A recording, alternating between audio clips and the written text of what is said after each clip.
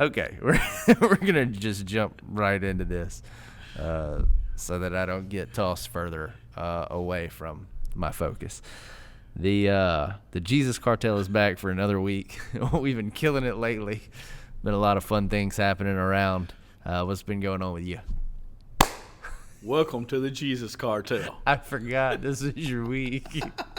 I'm so sorry.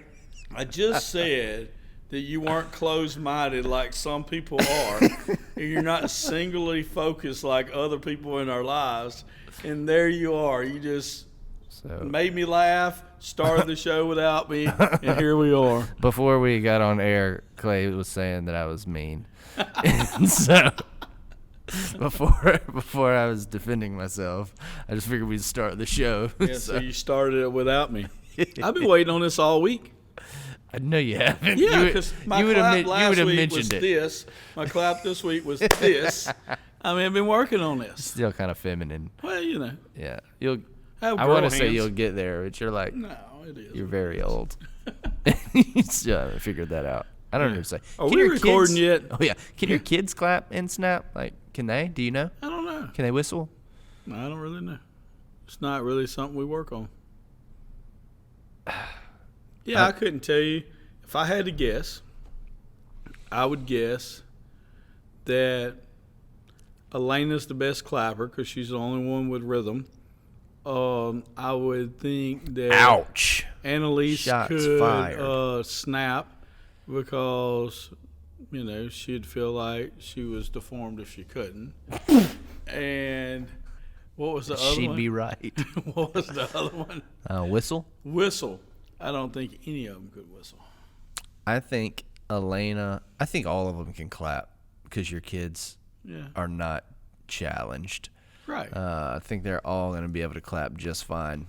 Two of them were cheerleaders, and surely they know. And Cooper really apprecies sports. Yeah, he's a bench warmer, so he's probably done a lot of clapping. Yeah, you got to do a lot of clapping. Right. God, dude, that was savage.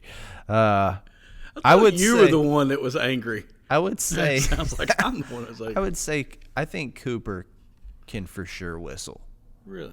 Yeah, I think he can. I believe in him. I don't know about the girls. They don't seem like people that would have any reason to whistle. Right. I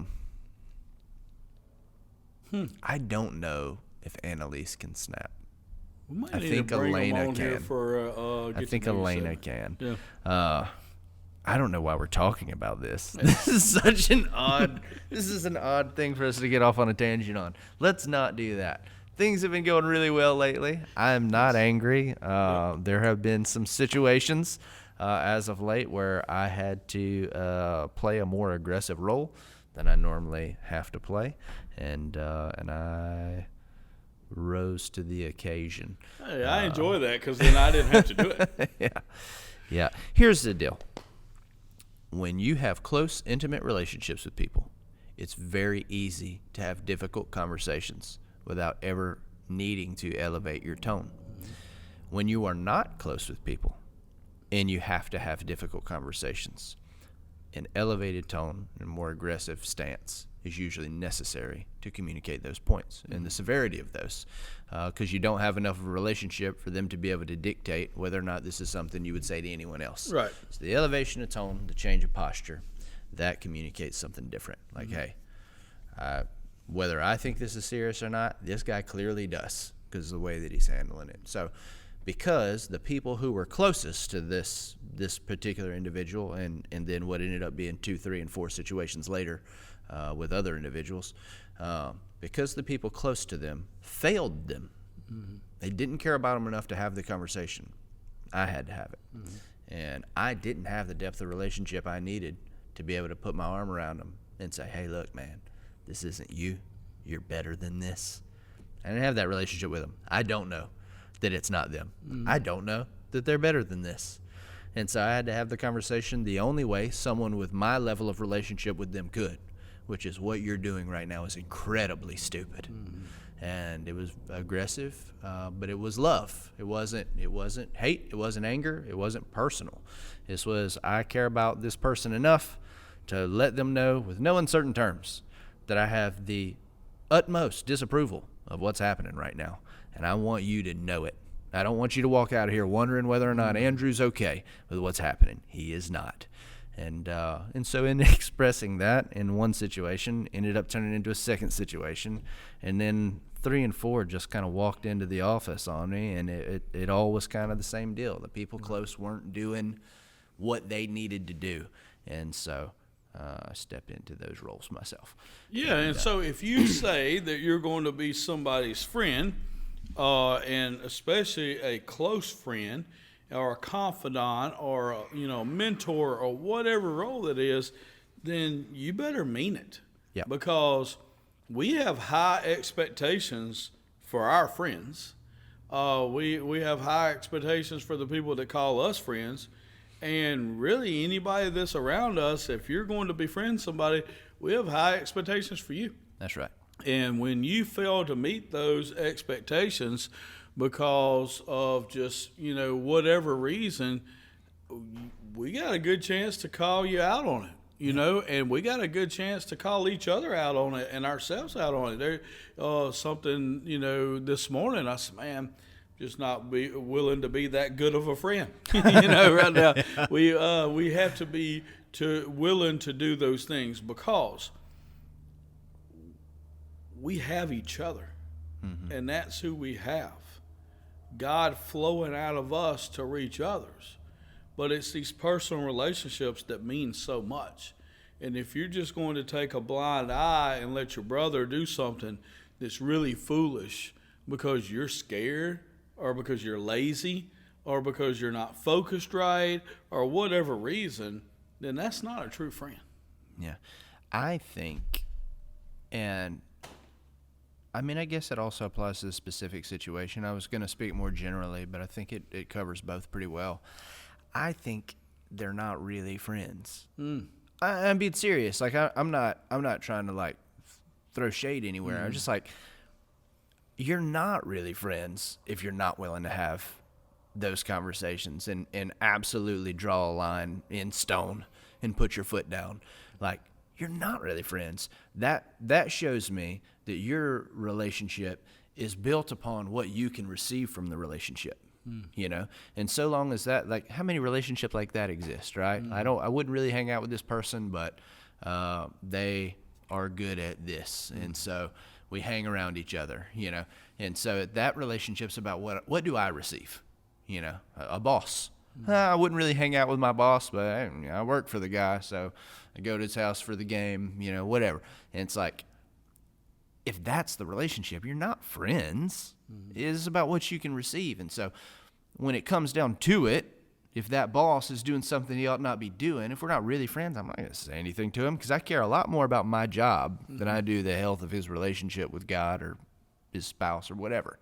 But if I'm a friend, forget the job. Forget the job. Not a factor right now. Right. This is a factor, And that's the difference between friends and people who are just seeking to receive something. And so I think that in most cases, and in this case, it's a couple of people that enjoy each other's company. They enjoy what they receive from each other when they're hanging out. But that's really the extent of that relationship, is that they like hanging out.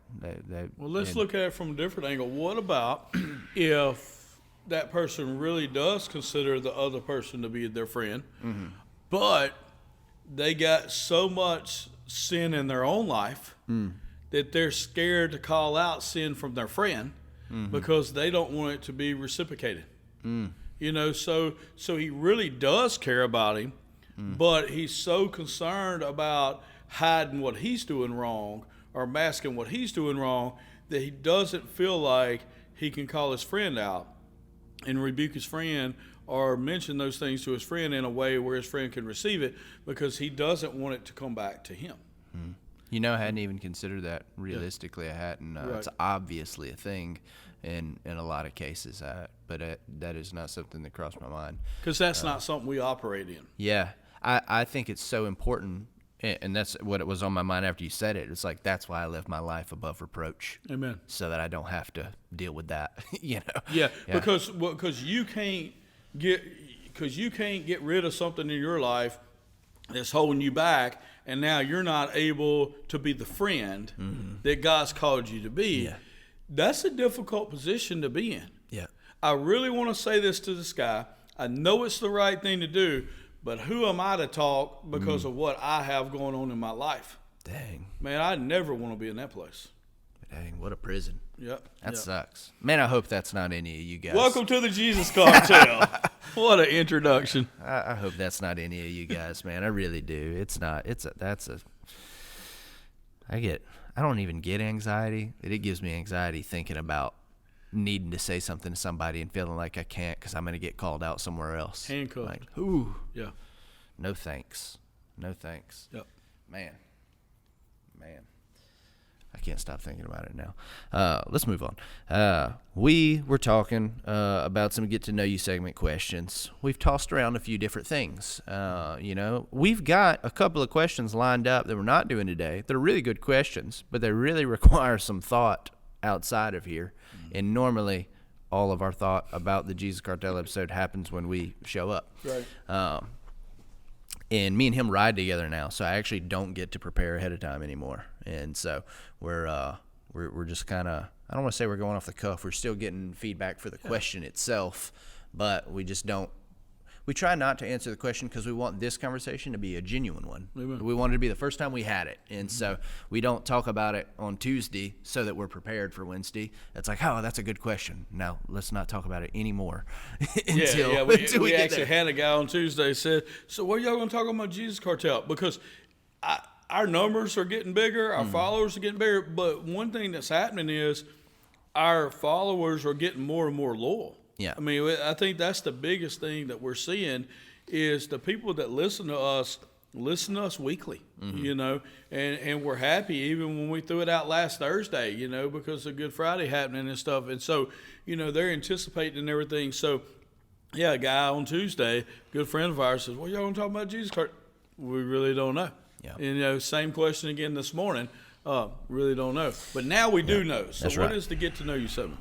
Yeah, so the get to know you segment question is, and I'm going to toss, and Clay is actually the one who suggested this question, but I do want to throw out a shout out to Tyler McCarty, who just randomly happened to be talking to me about this very thing last week, and so I think it may be a God-inspired situation, but. So Tyler talks to you about it, and then I come up with it. That's right. That's right. Me and Tyler, man, that's pretty awesome. Yeah, y'all should room together. What is some lessons that you learned as a child that ended up being completely useless to you or mostly useless to you? Yeah, and this one's on my brain because I think my oldest daughter, Annalise, and I were talking about this the other day. But, yeah, something that consumed a lot of my time as a young child from like age 4 or 5 to probably age 12 that took a lot of my time was learning how to stop, drop, and roll.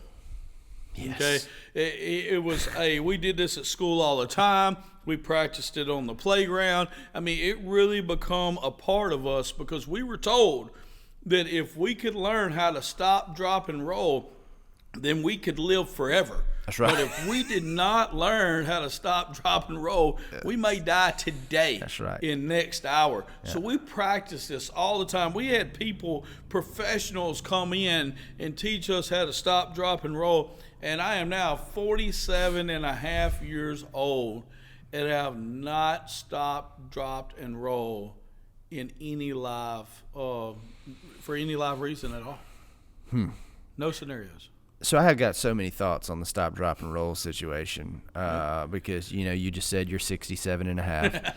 And, when we were in school, we had people coming to the school doing all this stuff too. And they had all the, technology, I'm sure, changed a lot over the 60 years that separates us.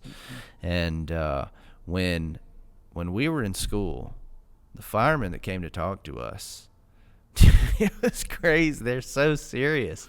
They're like, hey, look. There are some things that you're going to have to accept. Death is a thing. tax will be a thing, and at some point in the near future, you're gonna be on fire. Like this is an absolute. I'm certain of it. I've never been more sure of anything. This is not a question of if. This is a question of when. Right. You will be on fire soon, and if you don't do this, you will die. Yep. And man, it was just like that. Yeah. And so every year we're sitting there rolling around on the ground. And you're right, I haven't used it either. And which, I don't know how surprising that is for you, but it's kind of surprising to me. I've had a lot of opportunities to be on fire, and I've gotten lucky so far. But So tell me this, just a random question. Do you think that your yearly renewal of learning how to stop, drop, and roll properly, do you think that helped enhance your MMA career? probably not. This is why I don't ask the questions on here. Here's what I can tell you about stop, drop, and roll. When I was doing stop, drop, and roll regularly as part of my daily practice, I would do it each morning before I went to school just in case that was the fateful day. I wanted to practice the eternal arts. Right. And so I was very flexible. I looked very young. I could walk around on my knees and it not be incredibly painful. That was that age. I don't know when that happened, by the way. At what age did it become so? Because as a kid, you're crawling around constantly. It didn't matter. And then at some point, you get down to crawl, and it's just the worst thing that ever happened to you. I'm wondering when that happened. But we see all these celebrities on TV. They're so old, but they still look so young. I wonder, what if that's the secret? Maybe. What if still each day they get up, they get out of bed, and they stop, drop, and roll? Yeah. Maybe that's why Betty White, kept so young for so long. Like, it was really an incredible feat. Maybe she stopped, dropping, and rolling each and every day, and that's what we've been missing. Maybe that is something that we want to implement at the Fresh Start Women's Center. That every morning we'll get Nicole to lead them, so they have class at 7. Yeah. Then they have their prayer circle. And when they get out of their prayer circle, we get Nicole to lead them in a stop, drop, and roll before they go to their jobs. I think that'd be a good idea. I think that'd be a good thing. We could have like our own fire drills with those. Yeah. And come in, blow an air horn, and everyone knows at that point. Here we go. You stop, drop, and roll. There you go. Yeah. So what is something you learned as a kid that you just haven't found that much use for? This one's simple. Cursive. The stupidest thing that we ever did in school growing up was cursive, and this was the humor of it all. Is they had the audacity to look me in my eyes and tell me, this is all you're going to be able to write in as an adult. If you don't learn cursive, you will not be a functioning human, because everybody's writing in cursive as adults. I wish I would have had the wherewithal to ask my parents, like, hey, what's it like always writing in cursive? Maybe they would have told me. But no, I've not used it at all. I have to sign papers. My signature's not even legible as writing. That's the only time a version of cursive is even used. As a matter of fact, on every piece of paper I have to fill out, it says, in parentheses, please print.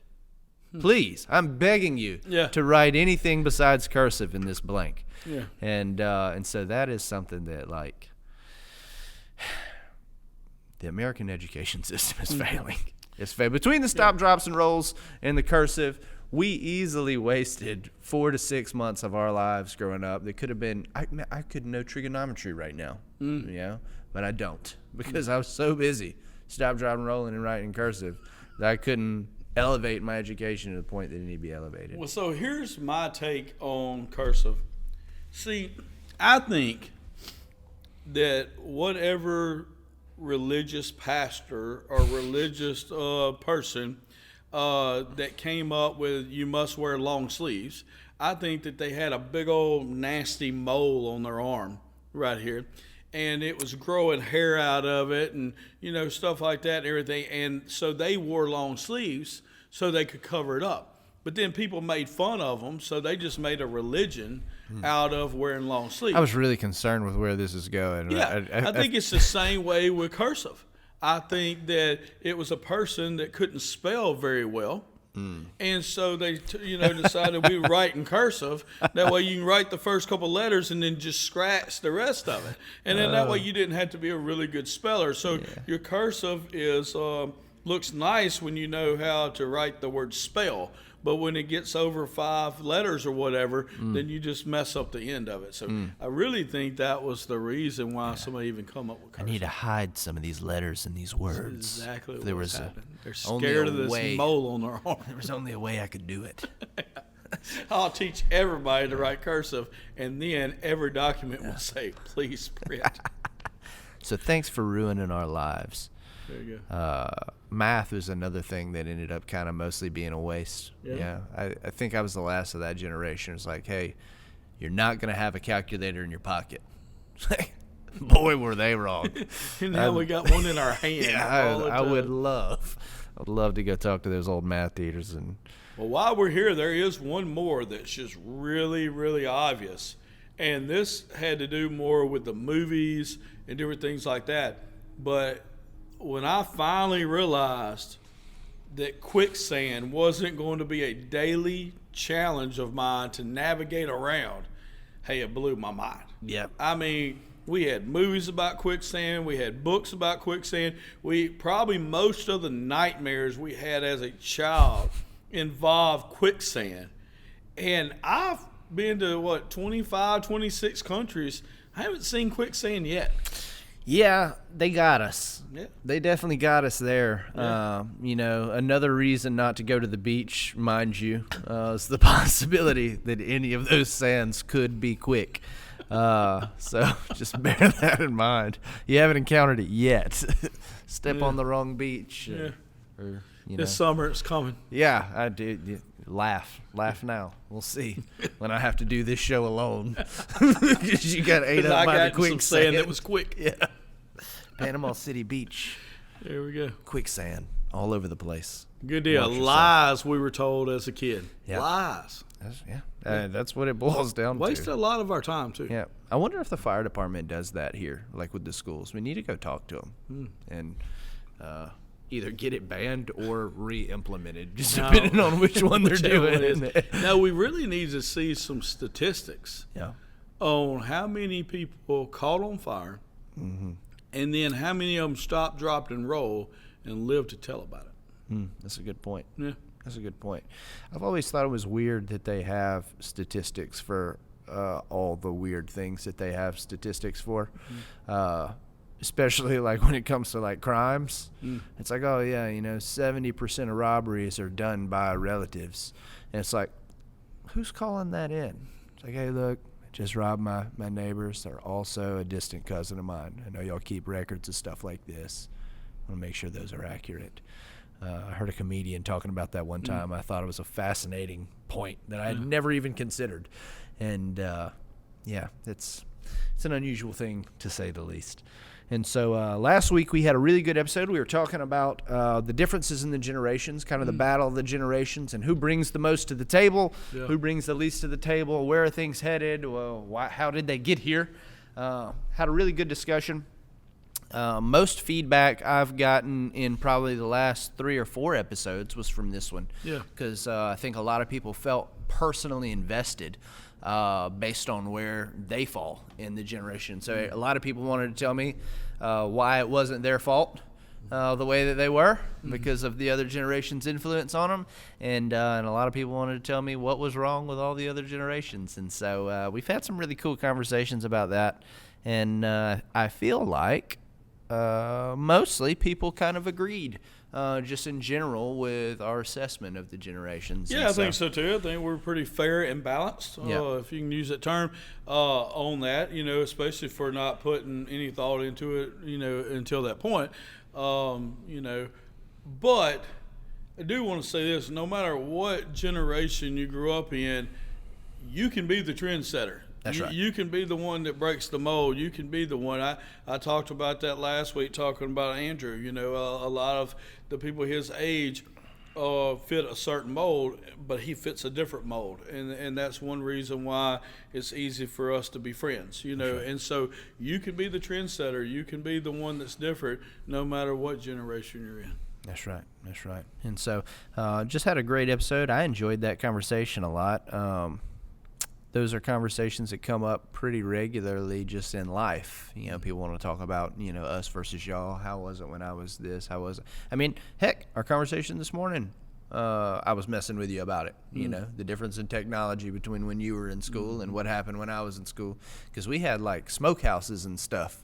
I don't know if that was a thing when you were a kid, but we had, like, they would bring a smokehouse into the school, and we're like crawling under smoke and going to a fake phone and dialing 911, and it popped up on a big screen. It's like, you know, things are just constantly shifting. So what's available to you, and at some point you reach a point of diminishing return where you go so far one direction with the intention of being helpful that you actually end up hurting things. And that's kind of where I think that we found ourselves as a society. We've leaned so heavy into technology that we've kind of lost that hands-on grit. And so we're just kind of trying to find that back, not to rehash the whole thing. No, but you know, just a couple weeks ago, AT&T went down. Yeah. You know? People lost their mind. Right. And so one issue is that you're not able to do the work that you normally get to do. Number two, you're not able to call somebody and visit with them as far as something, you know. But one of the biggest deals is that people didn't know where other people were. Yeah. Because, you know, you don't have to know people's schedule ahead of time, because if you want to know where somebody is, you just text them and say, you know, WYD, what you doing, or where you're at, or look on Live 360, or, you know, whatever. But you don't have to keep up with people's schedules and know what's going on ahead of time, because you can get an immediate answer right then. Well, people couldn't get immediate answers, and it was kind of like they were lost. Yeah. You know, they didn't know where they were supposed to be or how they were supposed to do it or who was going to be where. And so I think that you're right. We can rely on good things way too much sometimes. And then when they fail, it's difficult. I remember, and we'll just say it like this, that way we'll see if he's really listening or not. I remember one time Terry Poland come up on a Sunday morning, and he come up to, you know, I think pray over the offering or something, and he had a scripture, and he told the guys in the back a scripture ahead of time. And then a little while later he comes up to the podium, to the platform, and was going to give a short word and read a scripture and then pray for the offering or something. And the screen quit working, and they were having trouble in the back with the screen and everything. And he didn't know the verse, and he couldn't remember the address, couldn't remember. So, you know, we could have got him a Bible or whatever, and he couldn't remember the verse. He was totally dependent on that screen at that time. Yep. Now, God had showed him the right word. He had it in his heart, but he didn't ever come across his mind that he was going to have to recite this. Sure. And that the back would just be there to help. No, he come up to read it off of the back. And, hey, that's a lesson for all of us is, you know, we need to learn to, you know, not be so reliant on things that could fail. Yeah. And be able to have backup plans or preparation. Yeah. I was in a Bible study Tuesday morning with some the local youth and a couple of other pastors. And one of the other men who was there was asking me about speaking at an engagement coming up later this week, and he was like, man, I can't remember exactly what day it was. I said, I got it in my calendar, don't worry about it. And one of the other pastors looks at me and goes, man, that sure is nice. You know, I wish I would have had that when I was your age. And I was like, I wish we didn't have it now. I'd much rather go back to the other way. And you know, we discussed that a little bit. And you know, when I got home Tuesday night, my wife accidentally deleted that from my calendar, and I had there was no way for me to recover that information. It was gone. And so, you know, just another situation. I ended up having to reach back out to the guy and be like, hey, look, you're not going to believe this. I know I just told you I had it. I don't now. And Luckily, he had written it down Good. somewhere. There you But that's the point. Yeah, we definitely lean in too much to some things. We need to try our best to be prepared in all situations. Preparation on preparation. And so the viewer question of this week, going a little different direction, because we have a calling on our life, right? We're supposed to go out and minister the gospel to people. I think that's a fair assessment of the mission that we're on as believers, as Christians. And when you are ministering to people, it's not really a blanket way you can do it to be effective for every single person. I know sometimes people have like these little tracks or scripts that they kind of go by, but realistically, it's not going to be your most effective method because different people have different personalities, got different upbringings, they're in different socioeconomic classes, they've got different understandings of Scripture or who God is or who God isn't. All sorts of variables from person to person. They're just not the same, and there's a good chance that they're not even close to the same. And so if we're ministering the gospel to people, how is it that we can meet them where they are? Like how does one even go about that? What does that process look like for you? So this is really important. And this is something that, we've talked about a lot. I don't think we've ever talked about it on here or in an organized way. But when I preach chapel at the men's center, or when I preach chapel at the women's center, or when I preach on Wednesday night, or if I preach on Sunday morning, if I preach in the prison, it is all different. Yep. Totally different. The amount of preparation is different. What I focus on is different. The dialogue, the verbiage, the tone, it is all different. That's the reason why I've always said that it's more difficult for me to preach at the River of Life on a Sunday morning than anywhere else I go, even in other countries and stuff. Sure. Because, number one, I've been in this church, for 24 years, and there's so many people that I know, and then there's always going to be people you don't know.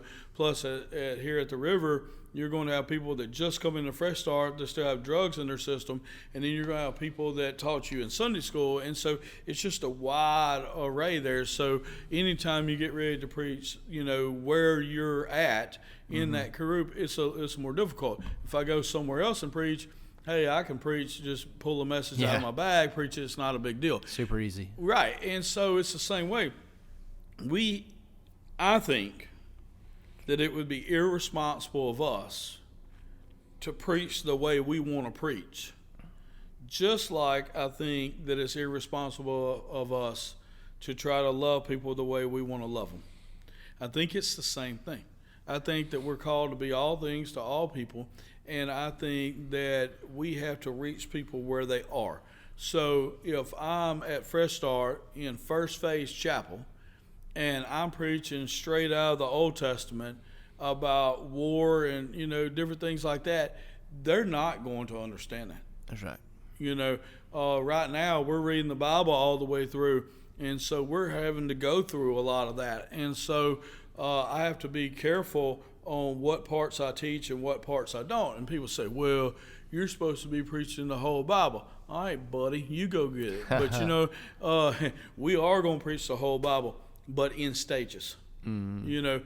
We're going to give them what they can handle now in a way that they can handle it now. And so let's put it practically. You're meeting a brand new guy, and you don't know where he is with the Lord. You don't know exactly what's going on, but you would like to minister to him. You feel a calling to share into his life. Well, you can't start by telling him the latest, greatest, heavy revy that you just got out of the book of Judges. Mm-hmm. Because he doesn't even know there's a book of Judges. He's never heard of Gideon before. And so you giving him this heavy revy that's made you feel all good on the inside, that's got you pumped up and everything, isn't doing him any good. He's looking at you like, man, this guy is weird. So you're going to have to get things on his level.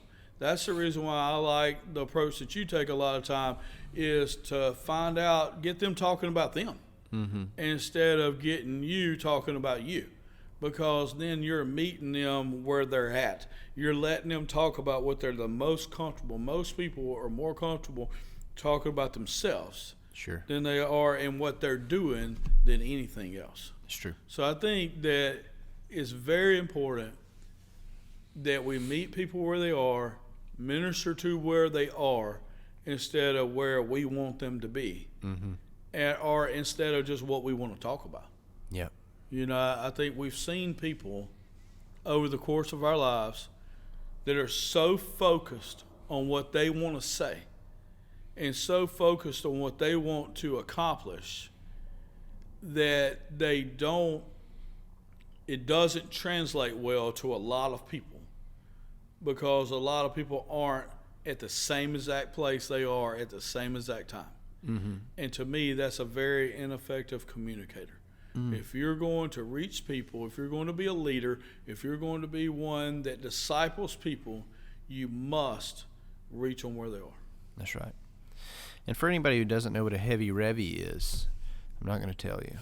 Because you're not ready for it. Yeah, you're not there. Your name's not David John Phillips. The reality when it comes to meeting people where they are, and this is something that a topic we've touched around sometimes, we've referenced maybe in some of our earlier episodes, because relationships is kind of my forte in terms of, we've all got different things that we're blessed with and gifted at, and things that we do better than other things. I think we can do all things well, but there's some things that are going to be much easier to do well. Relationships is one of those things just easier for me to do well because I really enjoy them. And so, but it's also because you value relationships. Sure.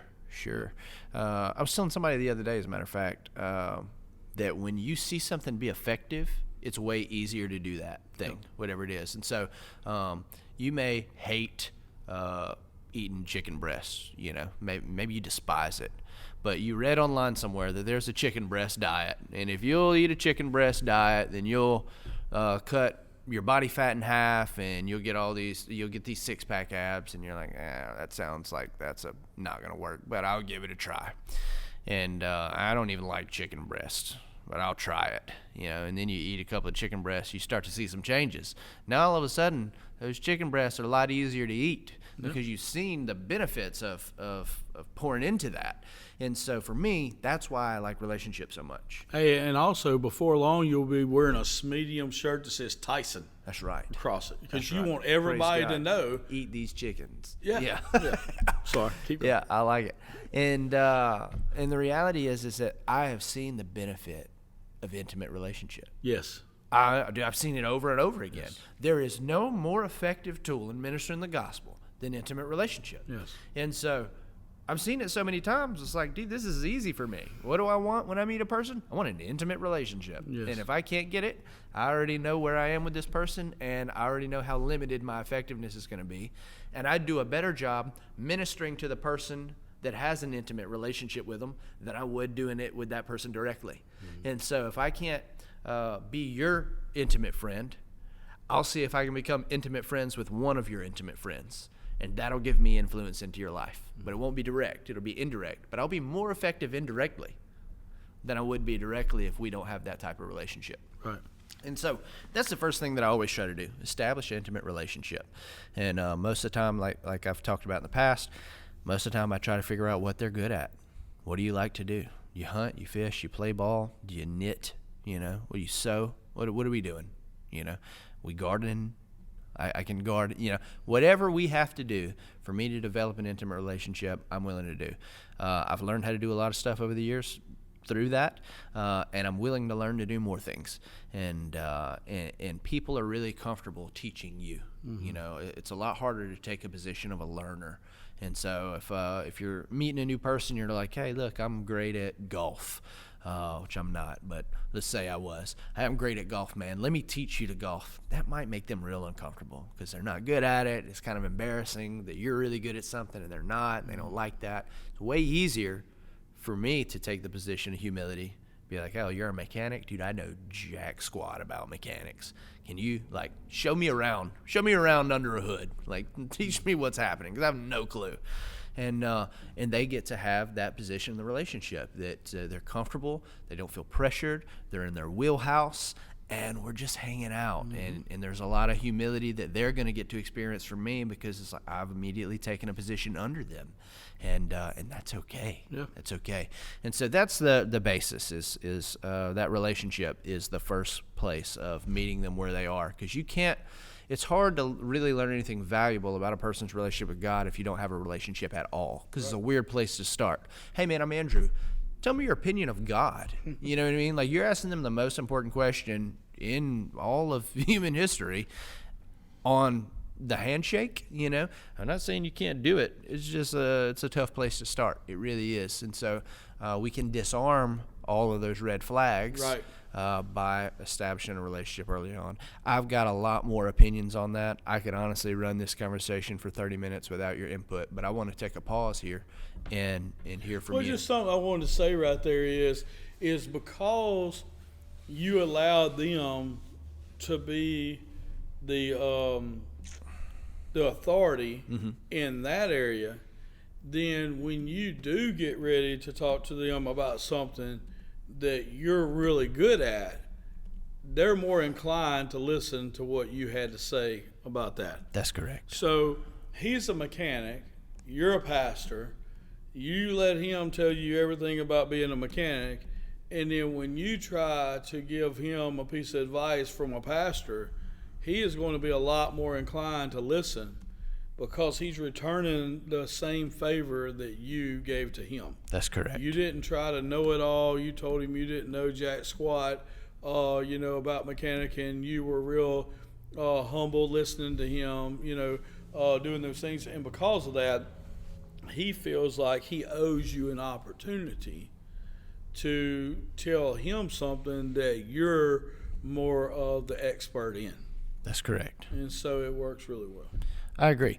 And with that, I know that we're talking, in this particular case, we're talking about somebody that you're going to spend a lot of time with or have the opportunity to spend a lot of time with. There may be some listeners that's like, what if you're not? Yeah. What if this is more of an in passing type of meeting? The answer is still kind of the same. Right. And you touched on it a little bit. Let them talk. Mm-hmm. Let them talk. Let them lead the conversation. And so that's the way that you do that quickly. Hey, man, where are you from? Tell me about you. Like, get to know them, disarm the situation so that they don't feel threatened by you. And once you actually get into the meat and potatoes of the conversation, you want to start talking about Jesus. Here's something that's such a valuable piece of information that I really wish everybody would pause this video for a second and just write down what I'm about to say, because you may have never thought about it, but it will change everything if you'll utilize it. Don't make statements. Ask questions. No matter what they say, ask questions. Don't say anything definitive to them. This is a passive meeting. This is somebody you're not going to have another interaction with. Don't misunderstand your job in those moments. Too many people think it's their job to land a conversion before this conversation ends. And sometimes that happens, and how beautiful. It happens sometimes. It's really cool. But you'll know by their responses whether or not you have that opportunity in this moment. You'll know. You'll be able to tell. I'm telling you, it's going to be so obvious you're not going to miss it. Don't be afraid you're going to miss it if you do this. You won't miss it. You'll know. You'll see it in their eyes. It's a window to the soul. Their eyes are going to come alive when you start asking these questions. But if they're not ready for that moment, your job is not to get a conversion. Your job is to plant seeds and put them in a position to hear from God. That's your job. That's your job in this conversation. It's not to convert them in this moment. It's to ask the questions that get their wheels turning, that tills that soil so that God can plant something. Mm-hmm. And if you'll stop trying to just, if I can't land a conversion, I'm not going to have a conversation. You'll never have a conversation. Right. You're sitting next to somebody on an airplane, you're not going to have a conversation with them because they don't really seem that interested. They kind of got their own thing going on. I'm not even going to bother. Your job's not to land the conversion. Your job is to till the soil so that when God speaks to them, because he's been trying to, they're just not in a position to hear. Your job is to till that soil so when God makes a move, they're ready for it. They're ready for it. And so that will change everything. So, hey, man, random question. What are your thoughts on the church in America versus, the church overseas? You got any thoughts on that? Let them talk. Right. Let them talk. And when they say something you don't agree with, don't go, I don't think that. Don't do that. Don't do that. Just listen. Ask them about it. Ask them about it. I see you said that this is a problem. Well, what do you think causes that? Why do you think that it's like that? Just let them talk. Let them lead the conversation. Even though you're kind of direct, let them feel like they're leading the conversation. They're going to be way more open to having a conversation with you that way. And so that's the primary way that I kind of meet people where they are. And the irony of the conversations, at least it's ironic to me, because what's something that a lot of people in Christianity, at least in the West, don't want to talk about? Any sort of apologetics. We do not want to get into the big questions. Where do babies go when they, nobody wants to talk about that. Those are tough, right? That's actually a really great place to start with people that you don't know, that you're having passive conversations with. Maybe not necessarily ones that are so heavy, but really big questions. Hey, do you think that God just always existed, or do you think that something created him? Great place to start. Yep. Great place to start. Hey, man, you think Jesus was like a real person?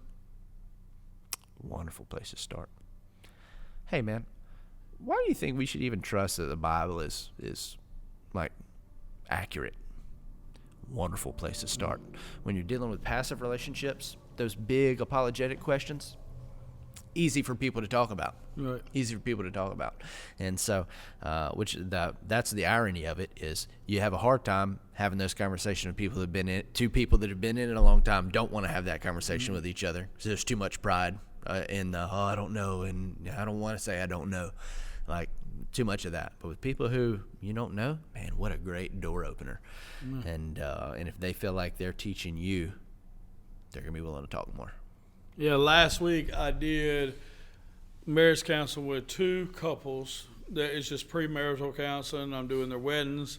I know both of them, but not as well as I need to, and not as a couple.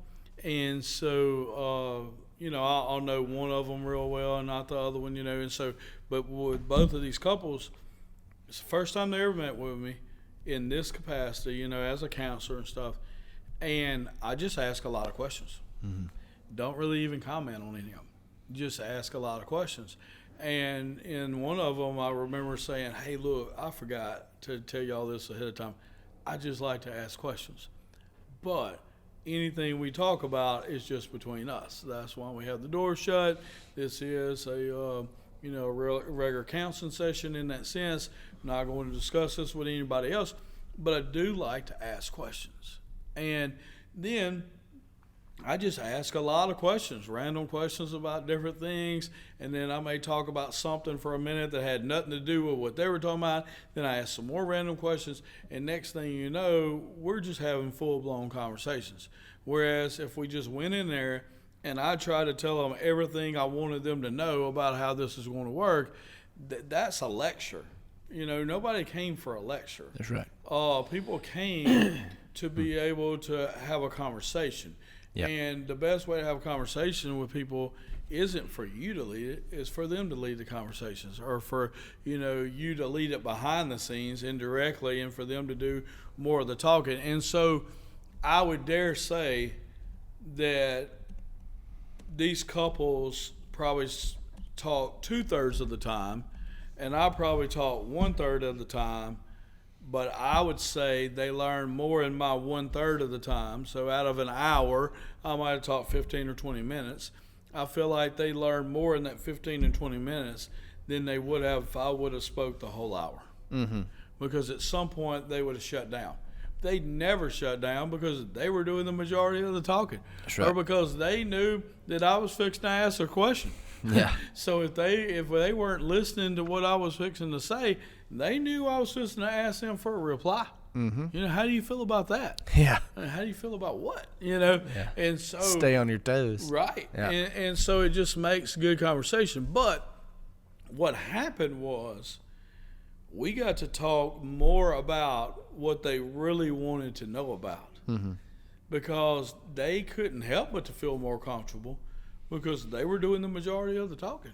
And they did not plan it that way. Yeah. But I planned it that way. Yeah. You know, people usually don't anticipate that's what they're that's expecting to come and be taught everything they're supposed to do. that's exactly right. And they got taught a lot in a short amount of time because they learned from how they answered their questions. Yeah. I remember with a couple last Friday, I asked those questions, and the guy, that didn't talk very much goes, I didn't know how she was going to answer those questions. Mm-hmm.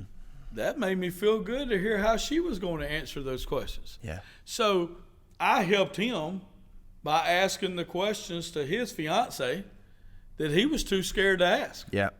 But he was very appreciative Yeah. that I asked the questions, and she had great answers, and it made him feel a lot better because he was a little, concerned.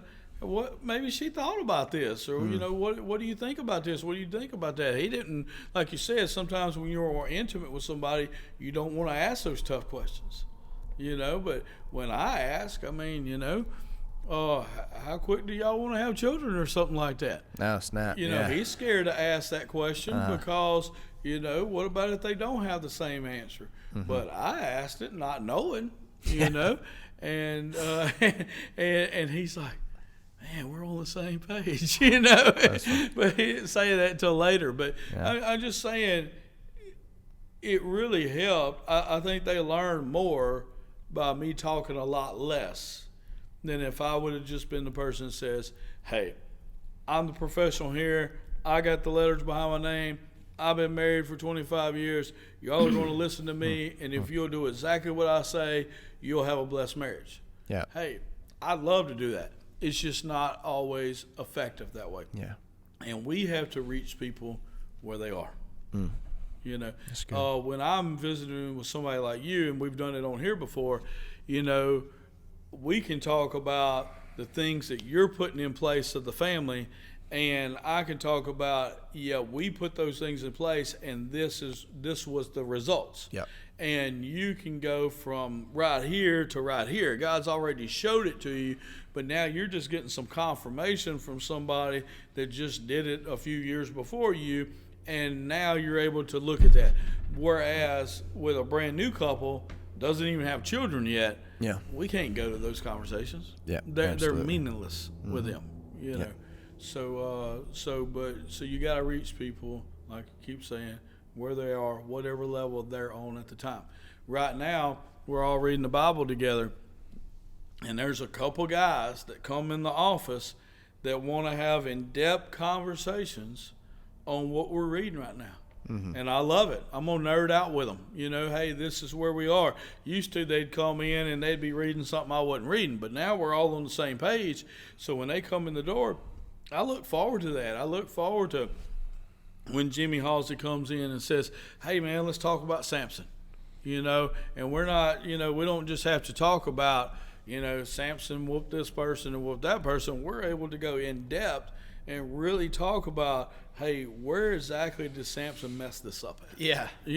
Exactly what was the turning point? What did he do wrong? What was the turning point from being this leader to not being this leader? And we're able to specifically not just talk about the story, but we're able to talk about how that evolves in our life, and how we're able to do those things in our life, and what we need to be looking for and be on guard against and that kind of stuff, instead of just having a casual conversation.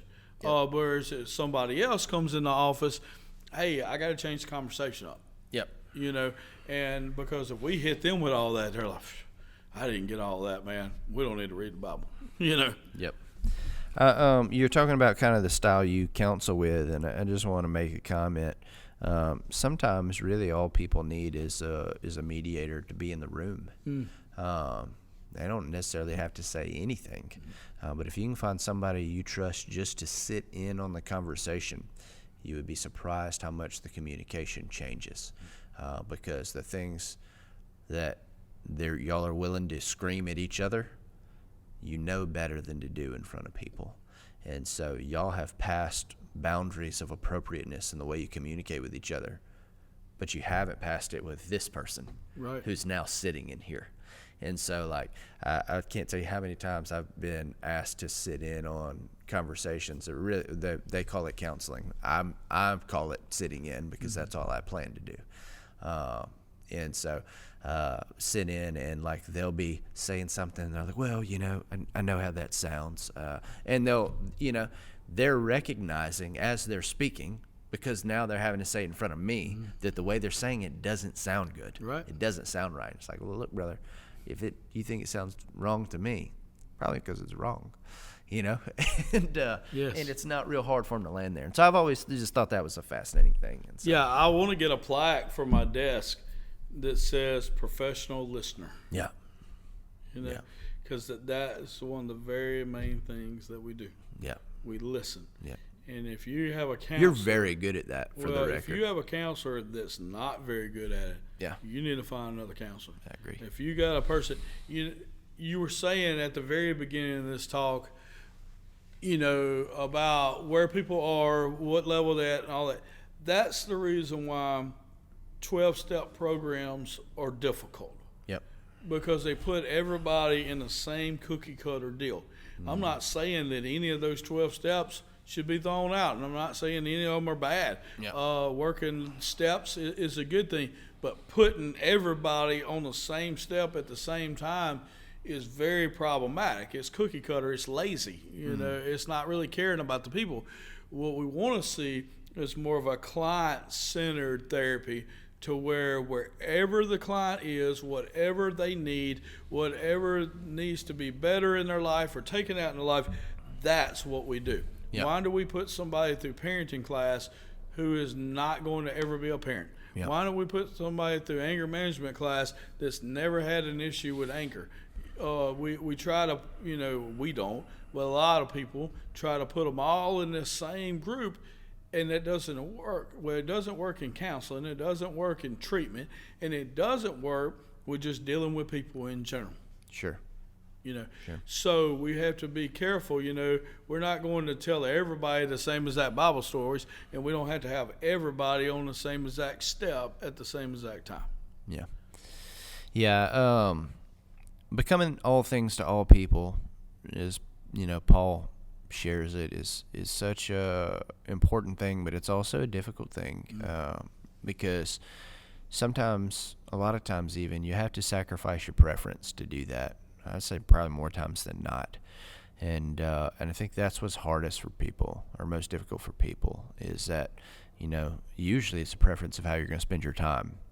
Your preference might be to be at home with your family. That's usually my preference. But because of necessity and the short life we live and the mission that we're on, a lot of times I'm not at home with my family when I'd really, really like to be. And I still make that time. But sacrifice is necessary. Paul's talking about, like, hey, look, when I'm with these people, I eat this and don't eat this. When I'm with these people, I eat this and I don't eat this. And so it's like, I'll become all things to all people. And so, I'm not a runner. I don't particularly enjoy it. I've done some pretty lengthy races, but it's not because I like it. But I'll run if you're a runner. I'm willing to do that. I don't drink carbonated drinks. It's just not something that cooperates well with me. It makes me feel bad. I don't do it. But if everybody's hanging out, having root beer floats, I'll have one. I have one if that's what will make these conversations easiest. And so now, to take that into the advanced class, there are still some things you don't need to be a part of. Sure. Don't be an idiot. Paul is not suggesting you be an idiot. And so, but I've heard some people take that and kind of turn it that way. It's like, well, Paul said become all things to all people, so I'm going to go hang out in the trap house and see if I can't. It's like, that's not what Paul meant. That's not what Paul did. Paul didn't sit at the brothel with the prostitutes and be like, well, this is where the sinners are, so this is where I hang out. And Jesus didn't do that either. We've got a depiction of Jesus, that Jesus hung out with sinners, and he did hang out with people who had sinful tendencies, but not while they were actively sinning. You know, it's a whole nother thing, and don't get caught up in that trap. And the last comment I wanted to make was there's, you know, we talked about people that you have the opportunity to minister to regularly. We talked about people that you should kind of catch in passing. And I want to share one more thing, it's about the pastor relationships, just a little more specific. Like maybe you're part of like a witnessing team that goes out, and so that's your goal. And you might want to know like how to start those conversations. There's one very, very easy question that I like to ask is, hey man, what has God been telling you lately? The whole foundation of the conversation will be told to you in whatever they say next. You're going to know whether they're a believer. You'll know whether they're a Christian. You'll know whether or not they've got a deep relationship, all by how they respond. And so a lot of times people don't know what to say. They'll walk up, ask if they can pray for them and stuff like that. It's difficult. But you could easily just walk up to somebody and be like, hey, look, man, what's God been showing you lately? What's he been showing you? And you'll be able to make an appropriate response based on what they say to that. To me, that's the best question that you can possibly ask when you're walking around ministering to people with like that intentional, I'm trying to reach you. There isn't a better question in all of the land. And so give that a shot if you haven't given it a shot. Yeah, you had to do what fits for you. That definitely, you know, is universal. Yeah. It's real easy. But you got to, you know, I was in sales before we started Fresh Start, and my sales techniques were a little bit different than the next guy. But what mattered the most was how you opened and how you closed. Yep. And so how you open is one of the biggest things. You know, what is that question? What is the icebreaker? What, you know, how do you get somebody talking instead of just trying to wonder where you're coming from? Yep. And so that icebreaker is very important. So practice that icebreaker before you ever go out. That's right. You know, come up with your version of that. That one's good. Hey, what's God been showing you lately? You know, what'd your pastor preach on Sunday? That's one I like to use to some people that are a little bit more advanced, that maybe not meeting for the first time. Just because, number one, I want to know, did they really go to church? Because they're saying they are. Number two, did they get it? You know, because if you asked them, hey, was church good? Oh, yeah, Yep. man, church was good. Fantastic. Yeah. But if you ask them, man, what did the pastor speak on Sunday, man? I want to know what's other preachers preaching on, you know. Sin? Yeah, I bet he did. Yeah. So, anyhow. Hey, look, if you're listening to this right now, I am preaching this Sunday at River Life, preaching a message I'm excited about called The Week After. And the reason why Andrew really likes my message, he just doesn't like my message title. But the reason about the message is, hey, as Christians, we got all hopped up on Jesus and felt like we could get on the internet and tell everybody to come to church. And we, you know, handed out cards inviting people to go to churches. And all the churches were full, you know. Hey, you know, weird deal. You invite people to church and they come. You know, I've been telling people that for years. Shocker. Yeah, shocker. You know, you did your part and then God multiplied your efforts. Shocker. People want to be where they're invited. Who would have ever thought? But anyhow, it happened all over the world. You know, we broke numbers all over the world by more people celebrating Resurrection Sunday than ever before. But now, this is the week after. You know, who have you seen this week? Who have you gone and gave a card out to this week? What post have you made on Facebook this week encouraging people? Let's say you're not on that side. Let's say you're on the side that you were invited by somebody and you came to church and you're not used to going to church. Well, where are you going this Sunday? You know, you went to that church this past Sunday. Where are you going this Sunday? I saw somewhere somebody put on Facebook, they said there's a 99.99% chance that whatever church you went to on Easter Sunday is having church again this week. Yep. You right? And even if they aren't, there's another one that is. So the message is on the premise of, are we going to be super Christians for 1 week out of the year, or are we going to walk this thing out? And if that's not us and we're on the other side and we responded to a call last week, are we going to respond to that call again this week? And so Tyler Dean and I were discussing this message a little bit, and he gave me a great line. He said, basically, how long are you going to let the resurrection power run your life? You know, how long are you going to let the power of the resurrection continue to influence your everyday activities? So if you get a chance, you can catch that on River Life Facebook this Sunday morning, or you can come to church and hear that. Excited about that message, so we wanted to give that plug too. Yeah, you know, Mr. Rocky Williams was saying, I think it was yesterday, he was saying, hey, why don't we just tell them it's Easter again? Yeah, like, I think he's like, on to something. Let's not be like, oh, it's not Easter anymore. Let's just tell them it still is. Yeah, you know. I think he's on to something. We do like a 26-week Easter series. Might be a good thing. Hey, if you think that it would have been better for Clay to title his message instead of the week after next Friday or the Friday after next, if you think that those would have been better sermon titles, when you see them, will you just say something to them? Like, man, you should have went with that. And, I will say this, something I wanted to do, but my daughters refused to let me do it. What do they know? Because they're so particular. So my graphic is a calendar that has, you know, Maundy Thursday, Good Friday, Holy Saturday, Resurrection Sunday, and has them crossed out. And then the next week says the week after, right? Because that's the sermon title that I came up with, the week after. So I asked them, because they made my graphic, if we could change it to WEAK for week, so that it would symbolize that we get weaker after Easter instead of getting stronger. And because they believe in rules so much and the grammar so much, they could not do that. And you know what that was? Yeah. That was a failure on their part to become all things to all people. There you go. There you go. How disappointing. It happens. Yeah. Well, that's all I got. You got anything else? No, we're great. We love y'all. See y'all next time. Be good.